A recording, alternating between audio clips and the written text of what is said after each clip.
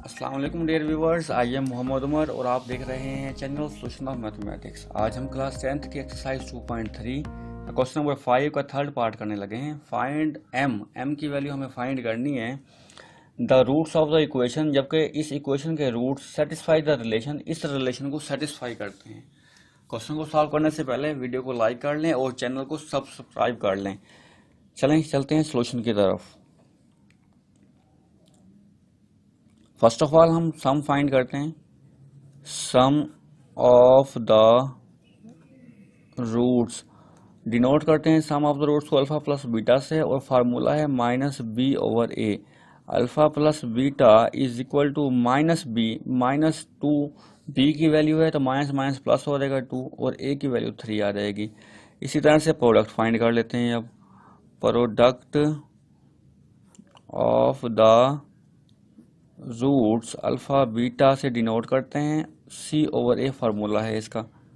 Alpha beta is equal to C की value मेरे पास 7m plus 2 है, जबकि ए की वैल्यू मेरे पास 3 है। ये प्रोडक्ट और सम हमने फाइंड कर लिया, बट हमें तो m की वैल्यू चाहिए। m की वैल्यू मैं इस रिलेशन से लूँगा। वी हैव अ रिलेशन, हमारे पास कौन सा रिलेशन है?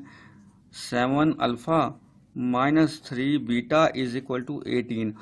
बट अल्फ़ा और बीटा की वैल्यू मेरे पास नहीं है। मेरे पास तो अल्फ़ा प्लस बीटा की वैल्यू मौजूद है या अल्फ़ा बीटा की वैल्यू मौजूद है। तो मैं इस रिलेशन की इस तरह से सेटिंग करूँगा कि मेरे पास अल्फ़ा प्लस बीटा आ जाए, ताकि मैं उसकी वैल्यू पुट कर लूँ। तो वो कैसे करते हैं देखें। 7 अल्फ़ा में मैं 7 बीटा ऐड कर लेता हूँ खुद से। अगर मैंने खुद से ऐड किया है तो मुझे सब्ट्रैक्ट भी करना पड़ेगा, ताकि मेरी इक्वेशन में कोई फ़र्क ना रहे। अब फर्स्ट टू टर्म से 7 कॉमन ले लेता हूँ मैं, अल्फ़ा प्लस बीटा बच जाएगा। Minus 7 beta minus 3 beta minus 10 beta हो जाएंगे इज इक्वल टू 18। अब अल्फ़ा प्लस बीटा की वैल्यू मेरे पास दी गई है 7 into 2/3 minus 10 beta is equal to 18। 7 टू ज़ा 14/3 minus 10 beta is equal to 18 हो जाएगा। 14/3 को मैं राइट साइड पर ले जाऊंगा। देखें, minus 10 beta is equal to 18 minus 14/3। LCM ले लेते हैं 3, 18 3 54 माइनस 14 हो जाएगा माइनस 10 बीटा।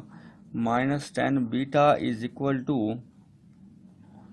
54 में से 14 को माइनस कर दें तो आंसर 40 आ जाएगा बाई 3। माइनस 10 मल्टीप्लाई हो रहा है तो इस साइड पर आकर डिवाइड हो जाएगा। 10 4 ज़ा 40, तो बीटा की वैल्यू मेरे पास आ जाएगी -4/3। अब बीटा की वैल्यू को मैं इक्वेशन नंबर 1 में पुट कर देता हूँ, ताकि मेरे पास अल्फ़ा की वैल्यू आ जाए। Put in equation 1, put in equation 1 alpha plus beta, alpha plus beta, इस बीटा की जगह मैं वैल्यू पुट कर रहा हूँ -4/3 इज इक्वल टू 2/3 है। यहाँ पर अल्फ़ा फाइंड करने के लिए 4/3 को मैं राइट साइड पर भेज दूंगा तो इसका साइन चेंज हो जाएगा। एलसीएम आएगा 3 मेरे पास।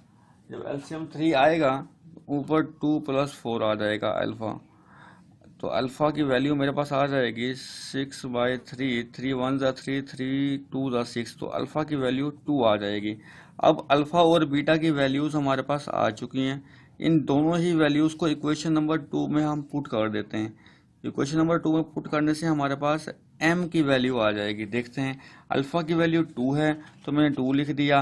बीटा की वैल्यू -4/3 है, मैंने -4/3 लिख दिया, is equal to 7m plus 2/3 हो जाएगा।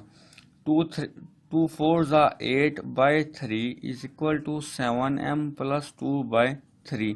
इस 3 से ये वाला 3 कैंसिल हो जाएगा। -8 is equal to 7m plus 2 left side पर आकर माइनस का 2 हो जाएगा, तो यहाँ पर मेरे पास आ जाएगा 7m। -10 is equal to 7m। 7 multiply हो रहा है तो लेफ्ट साइड पर आकर ये डिवाइड हो जाएगा, तो m का हमारे पास रिजल्ट आ जाएगा। m की वैल्यू आ जाएगी हमारे पास m इज इक्वल टू -10/7।